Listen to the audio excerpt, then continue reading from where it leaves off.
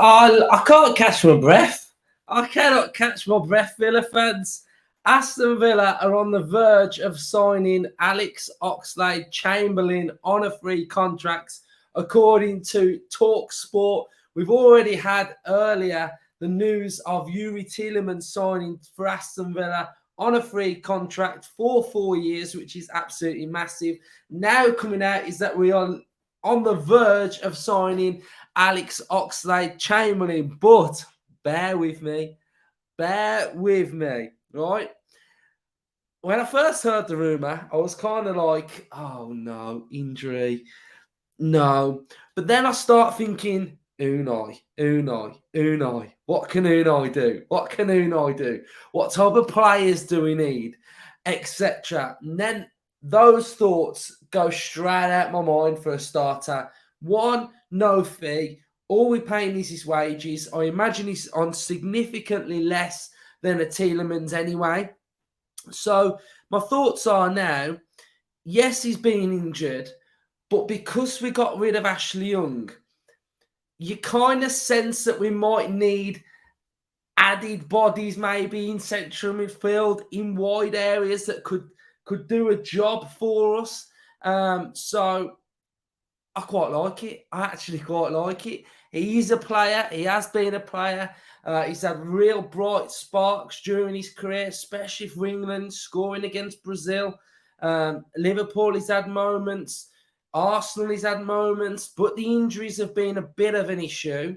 But I think if you can see past the injuries and think that possibly he's not going to be a first-team starter, but he can add so much to the squad as a whole. Yeah, thinking that we're going to be in Europe, we're going to be going away in Europe, we're going to need to rotate the squad at times. I actually think it's quite a valuable and sensible and clever thing that Villa are doing. You know, and I keep alluding to the fact that Unai is cooking a plan. He's cooking a master plan. And I just keep thinking that in the back of my head. Unai's got a plan. Unai can get the best out of him. If Unai wants him, who am I to say that we shouldn't be signing him? Because, you know, I trust Unai picking players and etc. And he knows what he wants. He knows what he's needed. And this is what I've been saying for like the last couple of weeks, is that during Unai's time at Aston Villa, we've done remarkably well. But I can imagine that during games, he's sort of thinking, I could do with bringing this on. I could do with this. This could really help us in this game. This player could start this game, and maybe we could do something a little bit different, like what we do with John McGinn, sticking him on Dan Burn. Maybe we could put a Yuri Tielemans next to McGinn, Dougie, Kamara, etc. Maybe we could do this, play Tielemans a bit further forward, have a 3 midfield as opposed to a 3 box. So I think all those things, all those scenarios, now is the time that he's thinking of what he needs and what can make us better in game, during games, before games, and the quality that these players can add to the squad. So if Unai wants him, I want him. So I think it would actually be quite a clever signing, like I say. So let's have a little look at Oxlade-Chamberlain this season. So 6.55 rating this season, played 9 games, started 4. So this season hasn't been that great for Liverpool, has it? The season before, he had a 6.86. He played 17, started 9. And the season before that, he played 13 and started 2. So his time at Liverpool has really been like plagued with injuries. There's been a lack of football. We have to go back to 17-18. He had a SOFA score rating of 7.06. He played 35 games, started 17, scored 3 goals. He had 7 assists, passing accuracy, 82%. So really high, successful dribbles, you know. So I've always looked at him and actually quite rated him and liked him from afar. I just think it's the injuries and the lack of game time that's really like stifled his career. So, you know, if he can get back to fitness, if injuries are, you know, gone now, then I think it could be actually a decent signing. You know, a couple of years. Hopefully, we can get the best out of him.